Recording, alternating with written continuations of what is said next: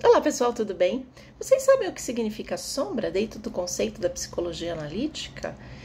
E vocês sabem que nossa casa 7 no mapa astral, ou descendente, ele pode indicar aspectos da nossa sombra que a gente projeta em outras pessoas. Se você se interessou pelo tema, fica aí que eu vou te contar tudinho. Mas antes de eu começar a falar sobre esse tema fascinante e interessantíssimo, deixa eu me apresentar. Meu nome é Ellen Reis Mourão, sou psicoterapeuta junguiana, astróloga e oraculista. Eu trabalho com tarô, runas e baralho cigano. Se você gostar do conteúdo desse vídeo e dos outros vídeos que eu tenho no canal, siga, compartilhe com quem gosta da psicologia analítica de Carl Jung e da astrologia. Me siga também nas outras redes sociais, Instagram e TikTok, onde eu faço outros tipos de material, como textos e outros vídeos mais curtinhos, tá bom? Bom, vamos começar falando sobre esse assunto.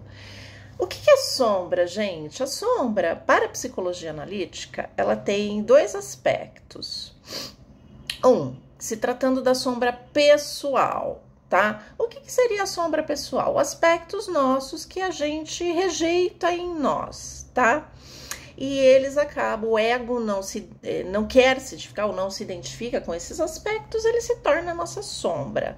Sombra porque esses aspectos eles ficam inconscientes. Então, por exemplo, uma criança que nasce que tem uma tendência, por exemplo, mais artística, né? Mais sensível e mais artística, mas ela nasce numa família muito racional, de engenheiros, de médicos, tá? Que privilegiam a racionalidade. Ela pode reprimir essa característica da personalidade dela e ela se torna a sua sombra pessoal, tá? Lógico que na sombra também podem estar aspectos bons nossos, né, das nossas qualidades, como o exemplo que eu dei aqui, mas também podem ter aspectos ruins mesmo, como por exemplo a nossa raiva, o nosso egoísmo, né, que vão para a sombra e que acaba nos pegando de vez em quando. Sabe quando a gente tem aquele comportamento que você conscientemente não gostaria de ter, né? Tem aspectos da nossa sombra. E esses aspectos da nossa sombra, ele geralmente, para Carl Jung, ele é projetado em outras pessoas, tá? Carl Jung fala da projeção em figuras do mesmo sexo que nós, né? No entanto, os aspectos sombrios também podem ser projetados em figuras de sexo oposto ao nosso, tá? Como eu vou falar da casa 7, isso vai ficar um pouco mais claro, né? Obviamente, quando a gente fala do sexo oposto, a gente também entra na questão de ânima e ânimos, mas isso não é o objetivo desse vídeo, tá? Posso fazer um vídeo a respeito de ânima e ânimos e como a gente pode observar isso no mapa astral, incluindo a casa 7, mas eu quero falar de sombra. Essa é uma das facetas da sombra, pessoal, do nosso inconsciente pessoal, da qual a gente não se identifica ou não quer, né? E dentro dessa sombra, desse aspecto da sombra pessoal, podem ter aspectos positivos, qualidades que a gente reprimiu, mas também aspectos bem nocivos nossos, tá? E tem um outro lado da sombra que é a sombra arquetípica. Existe uma sombra arquetípica que a gente encontra na mitologia, nos contos de fadas, tá? Essa sombra arquetípica é o mal em si, tá? Que pode ser projetado em figuras diabólicas na mitologia e nos contos de fadas, no diabo, etc. e tal, tá? Que existe dentro da camada do inconsciente coletivo esse mal coletivo, vamos dizer assim, arquetípico, tá? No vídeo de hoje, vou falar um pouquinho da casa 7. Eu não vou entrar nessa camada mais profunda da sombra, eu vou falar da sombra pessoal, tá? Porque a gente vai falar do mapa, porque tem a ver com o seu mapa pessoal, a forma como você lida com esses aspectos da sua casa 7. Eu me baseei no trabalho da Liz Green, que é analista junguiana e astróloga. Ela fala de projeções de sombra, tanto na casa 4 como na casa 7, mas hoje eu quero pegar especificamente a casa 7, tá bom? Existem outros pontos do mapa que podem indicar aspectos sombrios da nossa sombra? Existem, como por exemplo, eu vou dar alguns exemplos além do descendente e do fundo do céu, como eu já citei. Eu tenho um vídeo que fala do fundo do céu aqui no canal, vou deixar nas descrições para você ver, assistir o vídeo sobre o fundo do céu, que geralmente o descendente e o fundo do céu são ignorados numa leitura de mapa, né? A gente foca muito no ascendente no meio do céu, porque o ascendente tem a ver com o ego, com aquilo que eu me identifico. Tem também aqui o vídeo nas descrições onde eu falo do que representa o ascendente, né? Porque ele é muito visível, né? E o ego se sente confortável com as qualidades e características do nosso signo ascendente. Tanto que a gente fala que a gente é muito mais o nosso ascendente do que o nosso signo solar. E o meio do céu, que é muito evidente também, tem aqui, né, o que representa o meio do céu. Aqui nas descrições do vídeo, meu vídeo falando sobre isso, tá?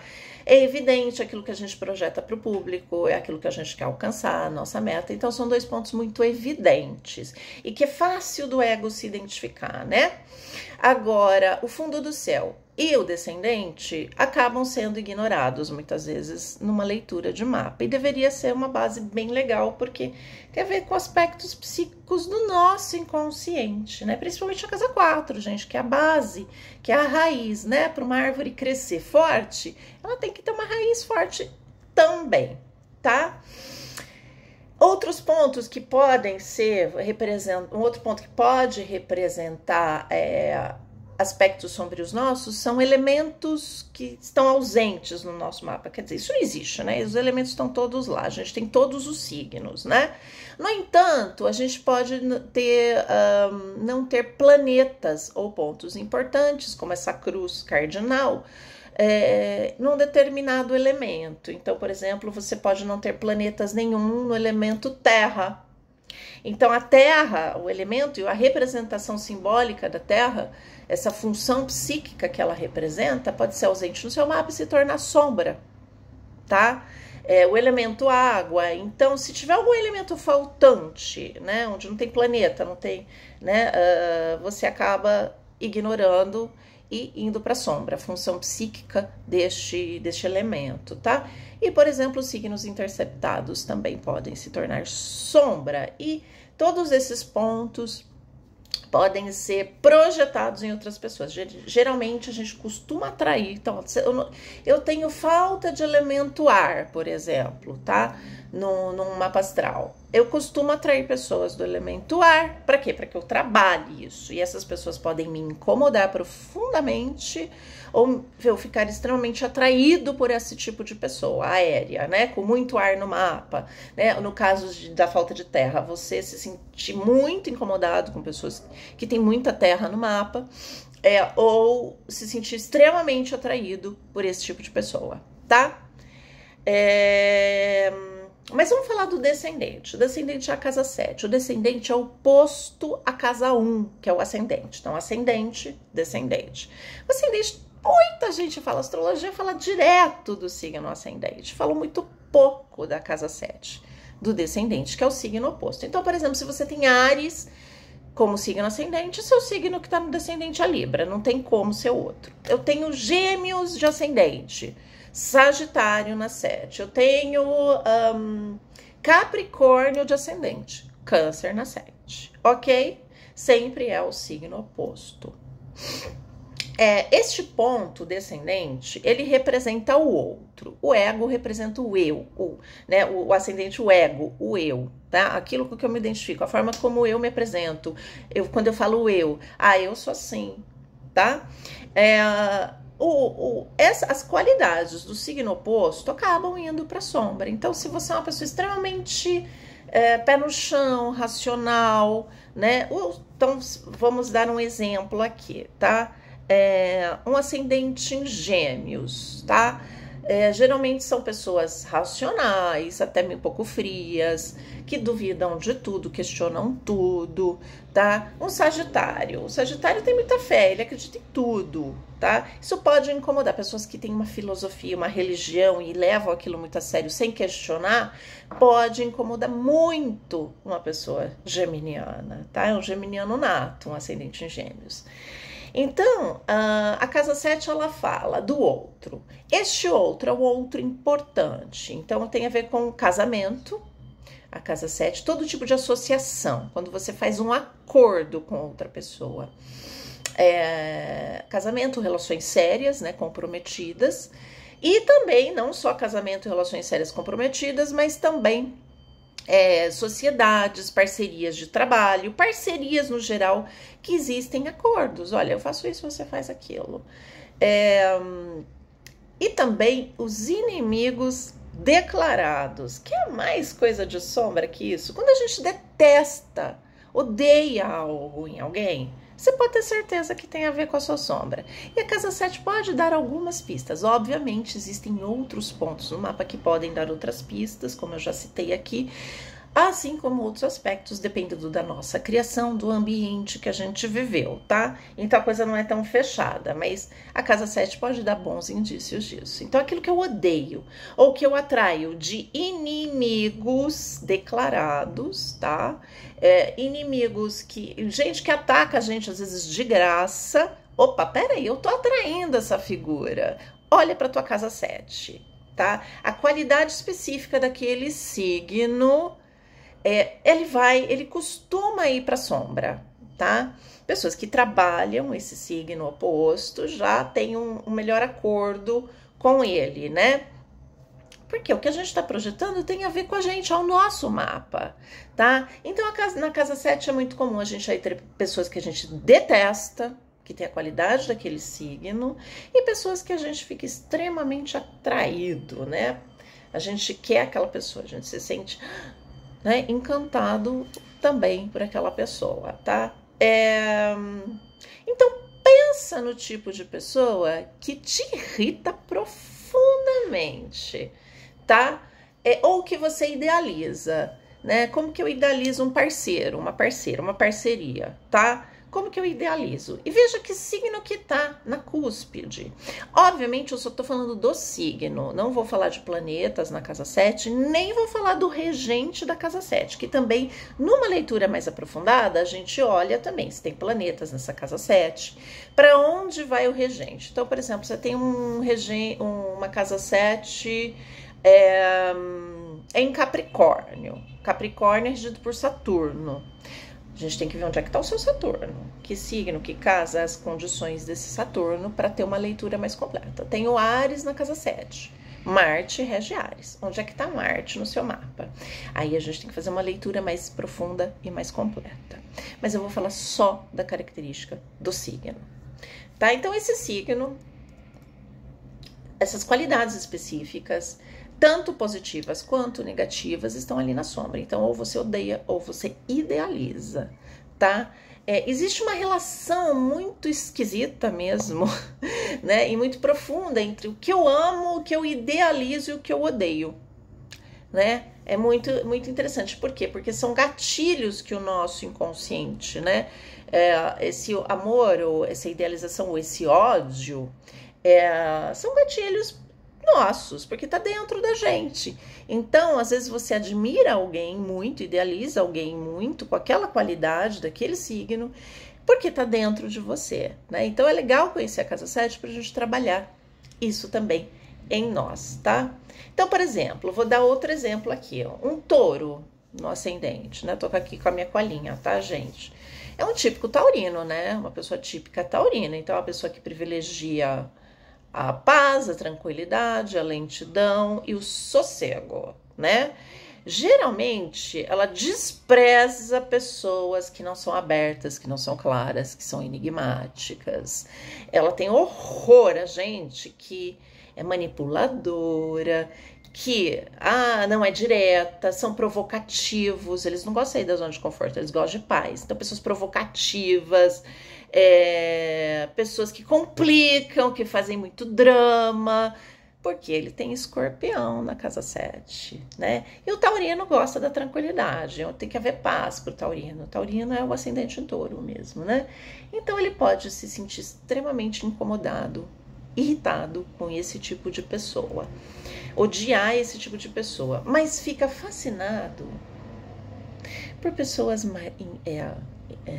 que não são fáceis de entender, que são sexuais, que são intensas, né, que causam emoções profundas nele, tá? Que também tem a ver com as qualidades. Percebam que tanto o lado sombrio e o lado luminoso do signo que está na casa 7 nos atrai ou nos repele, porque tem a ver com a gente, tá? Então, os dois lados estão, como eu dei o exemplo do touro, que tem escorpião na 7, os dois lados do escorpião estão presentes aí, no amor ou no ódio, na paixão, né? Na idealização ou no ódio. É ódio mesmo, a pessoa não suporta este determinado tipo de pessoa, tá? O ascendente Gêmeos, como eu já falei, então, é um típico geminiano, uma pessoa bem geminiana, então ela é muito interessada em tudo, ela quer conhecer tudo, é muito curiosa, mas ela não é apaixonada por nada, porque é muito racional, é ar, gente. Paixão e intensidade não é com eles não, tá?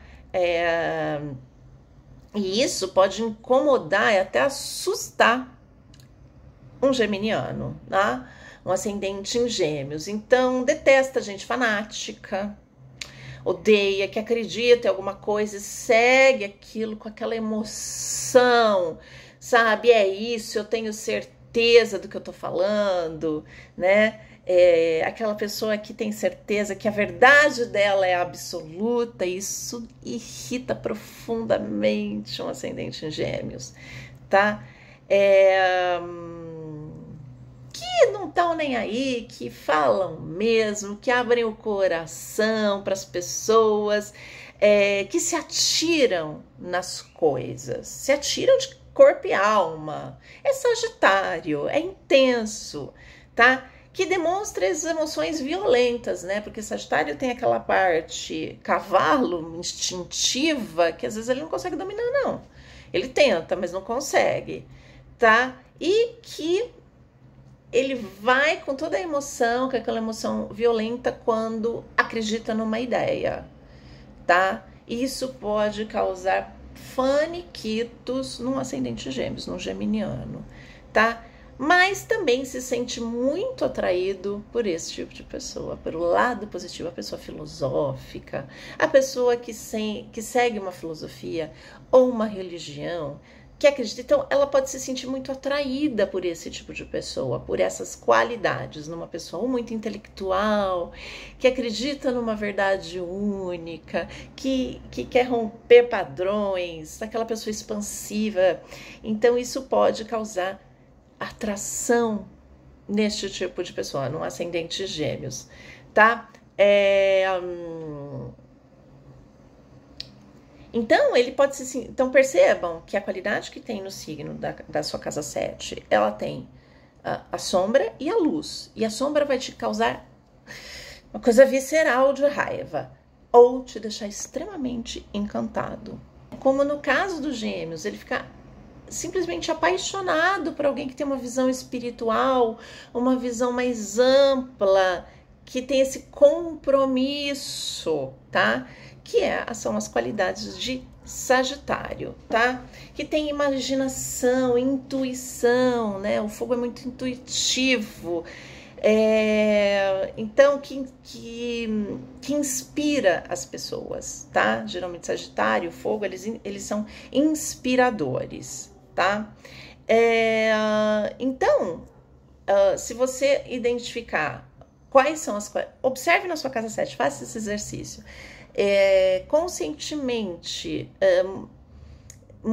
quanto mais a gente está identificado com o nosso ascendente, o nosso signo ascendente, mais a qualidade oposta vai para a sombra.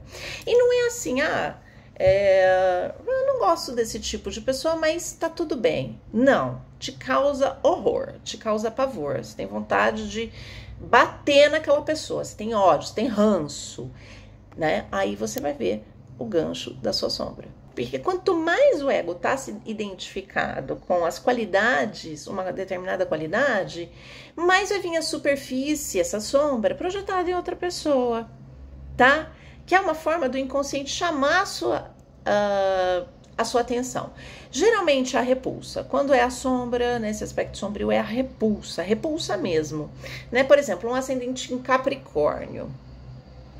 Para um ascendente em Capricórnio se sentir autossuficiente é a melhor coisa que existe para um ascendente em Capricórnio. Ser autossuficiente, orgulhoso da sua capacidade, da sua força, da sua capacidade de não demonstrar nada, de ter o pé no chão, de ser muito racional, né, de fazer as coisas por si próprio, de não ser dependente, tá?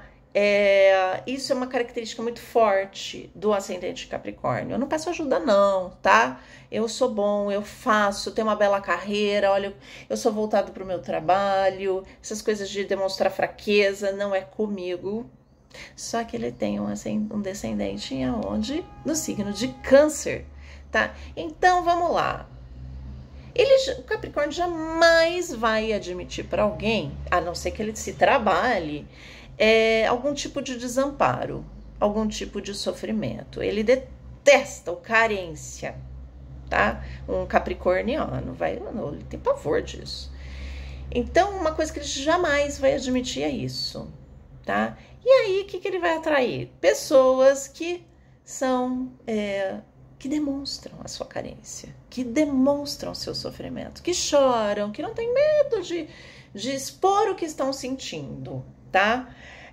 Ele pode sentir uma repulsa tremenda, um ódio profundo por esse tipo de pessoa, ou ele pode simplesmente ficar encantado, né, por esse tipo de pessoa.